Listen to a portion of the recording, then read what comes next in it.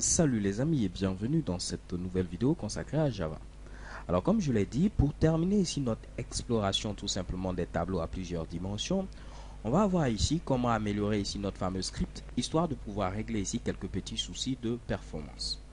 Donc là, à ce niveau, quel est le problème? C'est que à chaque fois ici, lorsqu'on fait ici un tour de boucle, on va déterminer quelle est la taille de notre fameux tableau score. Et de même ici, à chaque fois qu'on fait le tour de boucle, on va déterminer ici quelle est la taille de notre fameux élément. Alors que cette taille-là ne va pas tout simplement changer. Alors pourquoi à chaque fois venir fatiguer notre ordinateur et venir à chaque fois demander va me chercher ici la taille du tableau score. On revient ici, va me chercher la taille du tableau score. On revient ici, va me chercher la taille du tableau score. De même ici, va me chercher la taille du tableau score 0. Va me chercher la taille du tableau score 1 et ainsi de suite.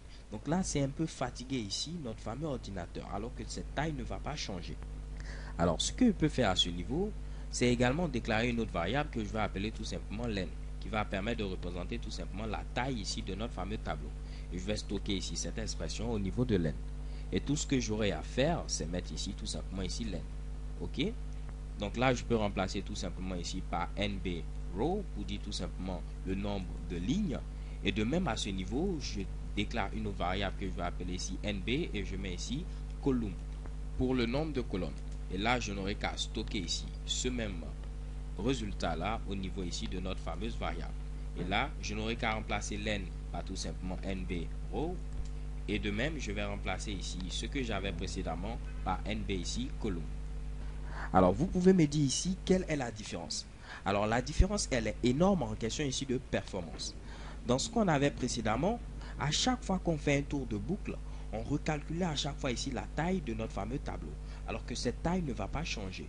Alors que cette fois-ci, on va calculer la taille une seule fois et on va l'utiliser maintenant pour tous les tours de boucle. On ne va plus aller ici la recalculer puisqu'on est sûr que cette valeur-là ne va pas changer. De même à ce niveau également, on initialise ici cette variable nbcolumns et on va l'utiliser à chaque tour de boucle. Ce qui va faire en sorte qu'on va éviter à chaque fois de vouloir de venir ici et recalculer tout simplement la taille. Ok?